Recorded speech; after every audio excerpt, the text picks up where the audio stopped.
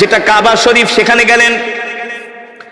হযরত ওমর বলে, আমি যে কাবার দেয়ালের পাশে লুকায় আছি, পালিয়ে আছি, যাতে মুহাম্মদ আমাকে না দেখে। আমি দেখি সুন্দর সুদর্শন একজন পুরুষ, সুন্দর সুদর্শন, অপরূপ সৌন্দর্যের অধিকারী। সুবহানাল্লাহ। হযরত ওমর বলে, আমি প্রথম মুহাম্মদকে দেখলাম, আমি তার সামনের সাইড দেখি নাই, শুধু পিছনের সাইড দেখছি।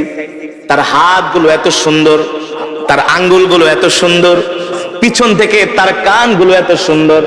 আমার নবীর চুলগুলো ছিল কোকড়া কোকড়া, অত কোকড়া না, অত লম্বাও না। সুবহানাল্লাহ। হযরত ওমর বলে, মুহাম্মাদের চুলগুলো আমি, আল্লাহর নবীর চুলগুলো আমি পিছন থেকে দেখলাম। দেখি তিনি নামাজে দাঁড়ায় আছেন, তার চুল বেয়ে বেয়ে ঘাম পড়তেছে। আমার কাছে মনে হলো এক একটা মুক্তার দানা ঝরতেছে।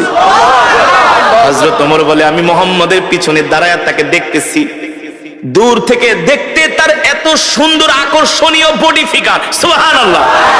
আমার নবী কেমন সুন্দর ছিলেন, কেমন সুন্দর ছিলেন, এমন সুন্দর, এমন সুন্দর পৃথিবীতে আল্লাহ তাআলা এত সুন্দর করে পৃথিবীতে কাউকে বানায় নাই, আর বানাবেও না।